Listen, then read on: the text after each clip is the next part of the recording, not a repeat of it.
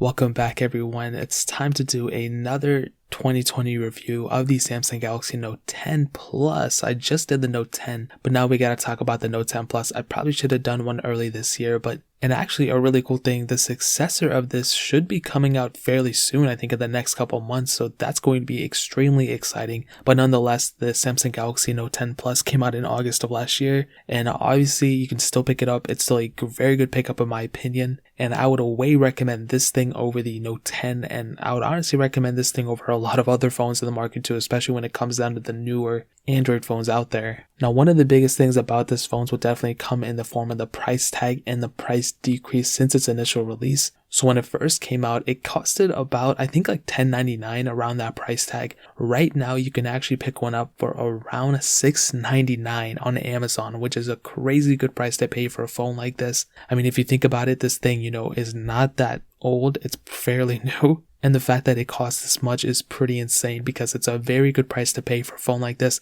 It costs less than a brand new OnePlus 8 Pro, and this phone can still do a ton when it comes down to it. So if you want to pick one up, I'll find the cheapest one on Amazon. I'll link it down in the description below so you guys can get it from there and help support the channel at the same time.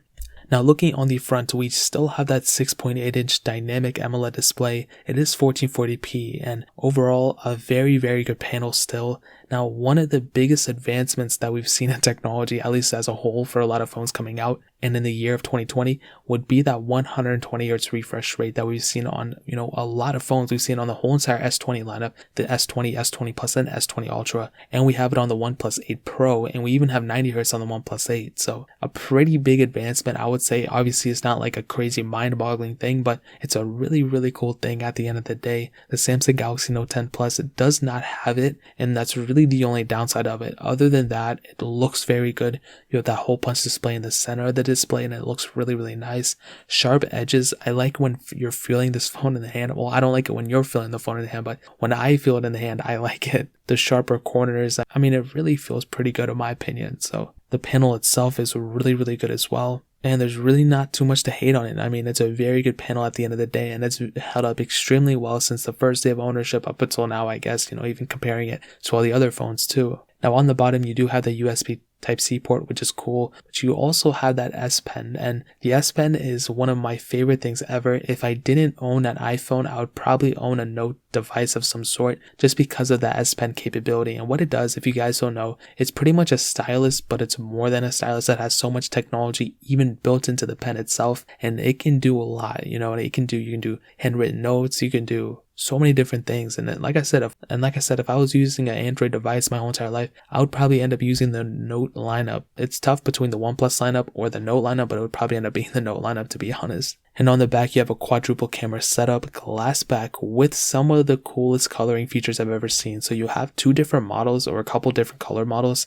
I think there's like the black, then there's like another color, and then there's this aura glow one, which is really awesome. I think every single phone should have this type of capability, but it is what it is. Maybe Samsung will bring it back with the Note 20, but I guess we'll see what happens. But it still has IP certification, IP68 dust and water resistance, which is really cool. So you can go up to 1.5 meters of water for 30 minutes. So definitely this phone, I think, is still held up for the most part. Yeah, maybe it's not like the best screen in the world or best cameras or whatever, but it's still a really good phone for the most part. And with the S Pen, that's just that much more capability at the end of the day, which is really cool. So in terms of the outside, that pretty much covers it. Now, moving on to the software, this is the most painful thing for me to ever talk about when it comes down to the phones itself, because honestly, they could have done so many better things when it came down to it. They could have done this, they could have done that, and for them to go and do the Note lineup so dirty like this is insane. Since it's like first or second Note, I remember the software lifecycle on these phones is less than it is on the S lineup, because these come out later, but they still get the same amount of versions of software. So with this phone started off with One UI 1, and literally like a couple months later it got One UI 2, and really it's only going to get one more version of Android, and then that's really pretty much it. You know what I mean? Like, it's pretty insane. Like that's the life cycle of this phone. But that's what Samsung does, and that's what they want, which I still don't understand why they do that. But so this phone is probably going to be outdated on Android 11, so it's still going to get one more version of Android, which is good, and I'm glad it's still doing that. But the fact that it's like ending there is just really sad, and every time I think about it, I choke up a little bit, so I have to be a big boy and man up. But regardless, the Samsung Galaxy Note 10 Plus could easily stop at Android 15, and it could probably still handle that with the amount of power that this phone has. And I just pray that sometime in the future, hopefully, and like I said, I'm praying for this, that Samsung adds a little bit more flexibility when it comes down to the rooting and custom ROMing of your devices. Right now, they lock their bootloaders and all that stuff. And it's kind of weird too, because on the older phones, we were allowed to do that. With my Galaxy S5, Galaxy S6, I was able to custom ROM those for the most part. Even my Note 4, I think I custom ROM, my Note 5 as well, I think. But with the Note 10 Plus, you can't do it, which is so weird. So hopefully they open it up in the future. I doubt it, but it's one of those things. So in terms of the software, I think that pretty much covers it. I kind of went on a rant. Now hitting on the performance, this thing has the Qualcomm Snapdragon 855 chipset, an octa-core CPU, and Adreno 640 GPU, and 2 different models of this phone, a 256 and 512 variant, but they both have 12 gigs of RAM. But keep this in mind, this phone also has a micro SD card slot, which is really important for me to hit on, and I probably should have said it in the beginning and I kind of forgot. So this phone will definitely be able to handle anything you throw at it, and I mean, there's really nothing I can say or even anything to hate on for this specific device, because it's probably one of the fastest phones out there, and I can't even really nitpick anything. I mean, from the things that I've tested, it was extremely fast, it was extremely fluid. Anything I really did with it was perfectly fine at the time, and even now, like, it's still a very good performing phone. Now, is it the best performing phone? I mean, it's probably up there. I mean, the OnePlus 8 Pro is up there. This phone is up there. I don't even know any other phones. I like, obviously the S20, S20 Ultra, that's up there as well. But this one is like still extremely good. Now, when it comes down to the things that I tested, light apps are going to be great. Mid-tier apps are going to be great. Super intensive apps are going to be great as well. And since this thing does have 12 gigs of RAM, that improves the quality of this phone's life cycle so much. You can really do anything with this phone and it'll be beautiful. So definitely when it comes down to it, the performance of this phone is not one thing where you're going to be like, oh my God, it's so slow, it's this and that. It's not going to be like that at all. You're going to feel like you have a great performing phone with it for sure. So performance on this phone gets a thumbs up in my books. It's definitely one of my favorite performing phones out there, and it still holds up extremely well in 2020. Now moving on to the cameras, this thing, like I said, has a quadruple camera setup, has a 12 megapixel wide angle lens, a 12 megapixel telephoto lens, a 16 megapixel ultra wide sensor, and then a 0.3 megapixel depth sensor. And the camera, I think, is pretty good. You know, it's a pretty good camera. Obviously, it's really good. Again, it's one of those things I don't really have too much to hate on. Maybe the way the software looks is one of those things, but even that isn't even that big of a deal. I think it's a very good performing camera. I can't even nitpick that much. Like, I try to find things that are wrong with it to make the video more interesting, but honestly, I just can't, because there's really nothing to hate on it from me. Now, if I was a photographer,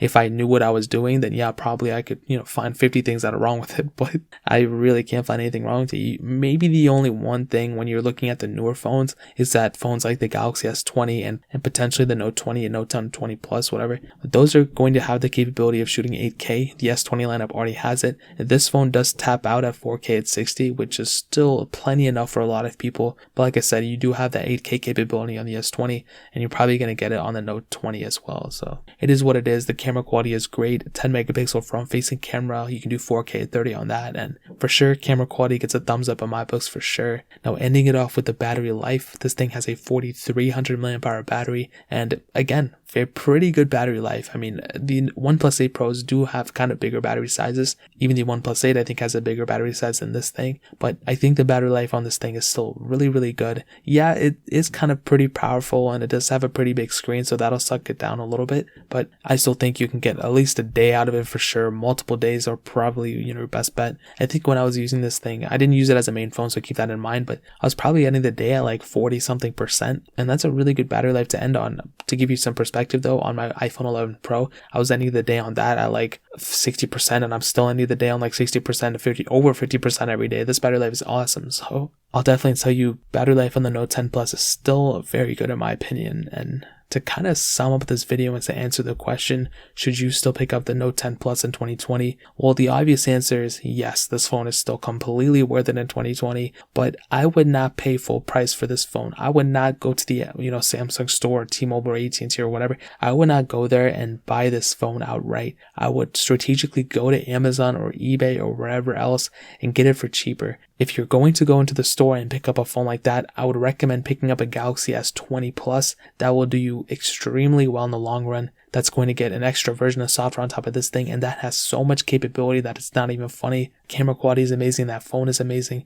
This phone is amazing too, but I wouldn't pay, $10.99 for this or $9.99 for this even. I would pay $700 or $750 for this and then move on, or I would just go move up to the S20 lineup and even pick up a Galaxy S20, the base model, or pick up any phone in that range. I would really kind of stay away from buying a brand new one of these. So that really pretty much covers it up, you guys. If you want to pick even an S20 Plus up, I'll leave that one link down in the description below as well. But that's really pretty much it. If you guys have any other questions or anything, let me know in the comment section as well. Hit the like button, that would mean so much, but definitely hit that subscribe button. Every single subscriber that we get really does count, so it means so much if you guys get that. Also check out the other links down in the description as well. My Twitter, my Instagram, my second channel, all those links are linked down below. I'd really appreciate if you guys could check it out. More importantly than everything else, I love every single one of you guys. Hopefully I'll catch you guys in the next video. Peace out till then.